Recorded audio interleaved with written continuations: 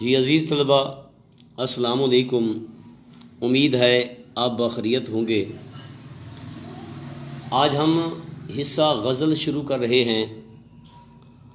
جو پہلا شاعر آپ کے سلیبس میں شامل کیا گیا ہے وہ ہے خواجہ میر درد۔ پہلے شاعر کا مختصر تعارف، پھر اس کے بعد اس کی غزل پڑھتے ہیں۔ نام خواجہ میر اور تخلص درد تھا۔ آپ کے والد خواجہ محمد ناصر اندلیب بھی ایک شاعر تھے۔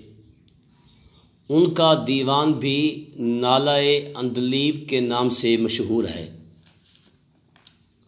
خواجہ میر درد ایک مشہور صوفی شاعر گزرے ہیں۔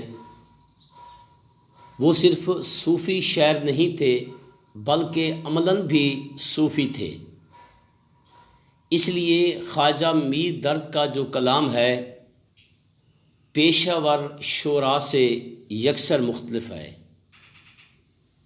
بقول مصنف گلشن ہند، اگرچہ دیوان ان کا مختصر ہے لیکن سراپا درد ہے۔ عملاً صوفی شاعر ہونے کی وجہ سے صوفیاء کی جو اہم صفات ہیں، اہم موضوعات ہیں، ان کی غزلوں کے اندر موجود ہیں۔ خواجہ میر درد نے اپنی غزل کو عارفانہ رنگ دیا۔ قناعت پسندی، توکل، صبر، شکر، تسلیم و رضا، محبت الہی اور عظمت انسانی جیسے مضامین ان کی شاعری میں کثرت سے ملتے ہیں۔ اگرچہ خواجہ میر درد کا دیوان مختصر ہے لیکن مختلف شاعرانہ صفات کی بنا پر سراپا انتخاب بھی ہے۔ ان کی غزلوں کے اندر بھرتی کے بیکار فضول اشعار بالکل نہ ہونے کے برابر ہیں۔ اگر میں خواجہ میر درد کا تعارف انہی کے ایک مصرے سے کرانا چاہوں، ان کی تمام شاعرانہ صفات اسی ایک مصرے میں سمٹ کر آ جاتی ہیں۔ درد جس پہلو سے دیکھو درد ہے۔ پہلا شعر بطور مطلع کے، کام مردوں کے جو ہیں سو وہی کر جاتے ہیں۔ کام مردوں کے جو ہیں سو وہی کر جاتے ہیں، جان سے اپنی جو کوئی کہہ گزر جاتے ہیں۔ جان سے گزر جانا، کام کر جانا، بطور محاورہ کے یہ الفاظ آئے ہیں۔ اس شعر کا لفظی مطلب یہ ہے، عظیم کارنامے وہی لوگ سر انجام دیتے ہیں جو اپنی جان پر کھیلنا جانتے ہیں۔ جہاں تک خواجہ میر درد کے اس شعر کا تعلق ہے، میں ابھی تعارف میں آپ کو بتا چکا ہوں کہ ان کے ہر شعر کے اندر کوئی نہ کوئی حکمت ہوتی ہے، کوئی نہ کوئی فلسفہ ہوتا ہے، کوئی نہ کوئی پیغام ہوتا ہے۔ اس شعر کے اندر بھی ایک اہم پیغام جو ہے وہ پوشیدہ ہے۔ اس شعر کی تشریح دو حوالوں سے کی جائے گی، ایک تصوف کے حوالے سے اور جو دوسری تشریح ہوگی وہ تصوف سے ہٹ کر اس کی تشریح ہوگی۔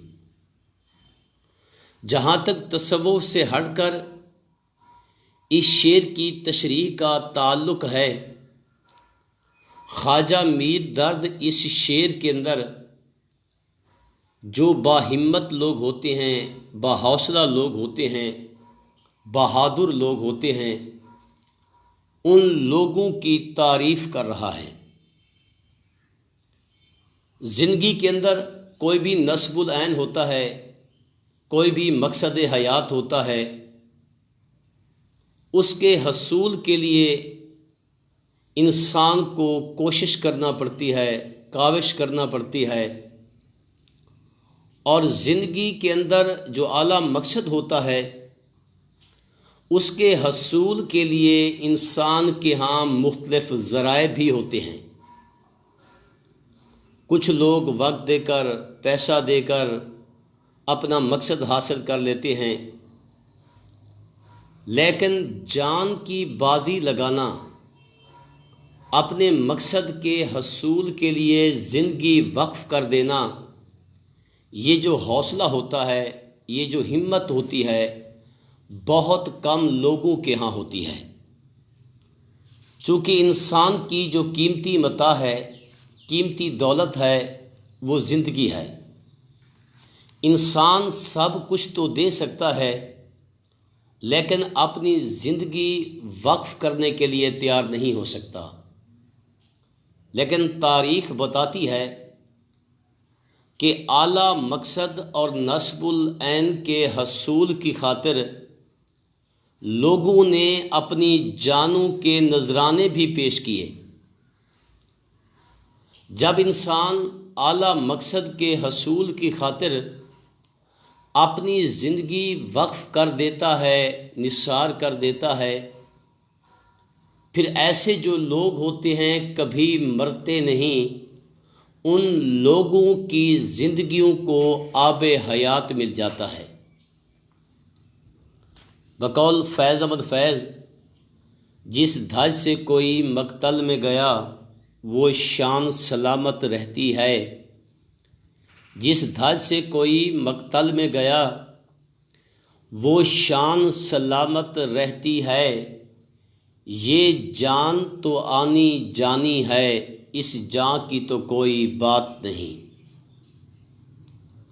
اگر عشق ہو، چاہے وہ عشق مجازی ہو، چاہے وہ عشق حقیقی ہوتا ہے، وہ بھی بعض اوقات زندگی قربان کرنے کے بعد ہی جو عشق کی معراج ہوتی ہے، عاشق وہاں تک پہنچ سکتا ہے۔ یہ رتبہ ہر ایک کو میسر نہیں آ سکتا۔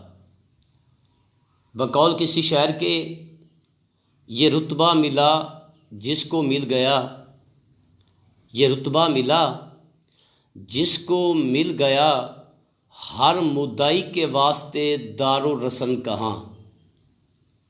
یہاں یہ لطیف طنز بھی خواجہ میر درد پیش کر رہے ہیں، جن لوگوں کے قول و فعل کے اندر تضاد ہوتا ہے۔ لوگ دعوے تو بڑے بڑے کرتے ہیں مگر اس پر عمل نہیں کر سکتے۔ خواجہ میر درد دراصل اس شعر کے اندر ان لوگوں کی تعریف کر رہا ہے جو اعلیٰ مقصد کے حصول کی خاطر زندگی وقف کرنے کا بھی حوصلہ رکھتے ہوں۔ چونکہ دعویٰ کرنا الگ بات ہے، اس پر عمل کرنا بہت مشکل ہوتا ہے۔ اسی پس منظر میں اس شعر کے پہلے مصرعے میں خواجہ میر درد کہتے ہیں کہ میرے نزدیک وہی مرد کہلانے کے مستحق ہوتے ہیں جو اعلیٰ مقصد کے حصول کی خاطر اپنی زندگی بھی وقف کر دیتے ہیں۔ جہاں تک تصوف کا حوالہ ہے یا تصوف کے حوالے سے اس کی تشریح کی جائے، یہ مرد تصوف کی اصطلاح ہے۔ تصوف کے اندر مرد اس انسان کو کہا جاتا ہے جو اللہ کی رضا کے لیے اپنی ہر رضا کو، اپنی ہر مرضی کو اللہ کی مرضی پر قربان کر دے، یہاں تک کہ اگر اسے جان کی قربانی بھی دینا پڑے تو دریغ نہ کرے، کیونکہ اگر جان دے کر اللہ تعالیٰ راضی ہو جائے تو یہ بڑا ہی سستا سودا ہے۔ بقول غالب، جان دی ہوئی اسی کی تھی، جان دی ہوئی اسی کی تھی، حق تو یہ ہے کہ حق ادا نہ ہوا۔ اب دوسرا مفہوم اس کا تصوف کے حوالے سے یہ ہے ایک جو سالک ہوتا ہے اسے عرفان ذات حاصل کرنے کے لیے اور معرفت الہی کے مقام تک پہنچنے کے لیے سخت ریاضت کی ضرورت ہوتی ہے، یہاں تک کہ نفسانی خواہشات کو کچلنا پڑتا ہے۔ اور جو صوفی ہوتے ہیں وہ راہ سلوک کی منزلیں طے کرتے ہوئے نفسانی خواہشات کو کچل دیتے ہیں، چونکہ اس کے بغیر وہ راہ سلوک کی منزل طے بھی نہیں کر سکتے۔ اس لیے تصوف کے میدان میں بھی مقام ولایت ان لوگوں کو ملتا ہے جو ہر شے سے تعلقات توڑ کر صرف خدا کی ذات سے لو لگانے کی آرزو رکھتے ہیں۔ چونکہ بقول اقبال ستاروں سے آگے جہاں اور بھی ہیں، ستاروں سے آگے جہاں اور بھی ہیں، ابھی عشق کے امتحان اور بھی ہیں۔ جہاں تک اس شعر کے فکری و فنی محاسن کا تعلق ہے، پہلی خوبی یہ ہے کہ شاعر نے سمجھایا ہے اعلیٰ مقصد کے حصول کی خاطر قربانی سے دریغ نہیں کرنا چاہیے۔ دوسری خوبی اس شعر کی یہ ہے کہ شاعر نے کامیابی سے ایک اخلاقی جو سبق ہے وہ قاری تک پہنچایا ہے۔ یہ شعر شاعر کے صوفیانہ رجحانات کا عکاس ہے۔ چوتھی خوبی یہ ہے کہ یہ شعر بلاغت و فصاحت سے لبریز ہے۔ چھٹی خوبی یہ ہے کام کر جانا اور جان سے گزر جانا، یہ محاورات ہیں۔ اس کی ساتویں خوبی یہ ہے کہ شعر میں حرف کاف کی تکرار نے موسیقیت اور غنائیت کو جنم دیا ہے۔